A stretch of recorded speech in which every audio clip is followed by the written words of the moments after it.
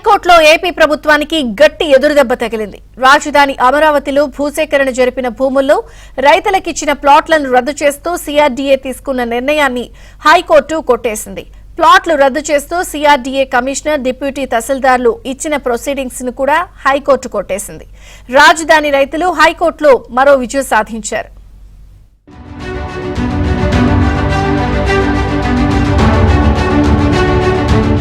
రాజధాని అమరావతి నిర్మాణం కోసం చంద్రబాబు ప్రభుత్వం భూ సమీకరణ ఒప్పందం కింద భూమిని సేకరించింది. కొంతమంది రైతులు తమ భూములను రాజధాని నిర్మాణానికి ఇచ్చేందుకు నిరాకరించారు.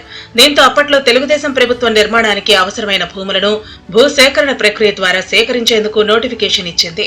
వైసీపీ ప్రభుత్వం వచ్చిన తర్వాత 3 రాజధానులని చెప్పి భూసేకరణ నోటిఫికేషన్ ప్రక్రియను నిలిపివేసింది.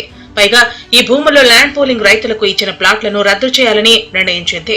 ఇందుకోసం రైతుల అనుమతి లేకుండా ప్లాట్లు రద్దు చేయవచ్చని సిఆర్డీఏ చట్టంలో సవరణలు తీసుకువచ్చింది. వెంటనే భూసేకరణ ప్రక్రియలో ఉన్న భూముల్లో ఇచ్చిన 862 ప్లాట్లను రద్దు చేయాలని నిర్ణయించింది.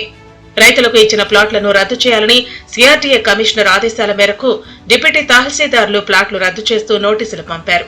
ఈ నోటీసులను రైతులు హైకోర్టులో సవాల్ చేశారు.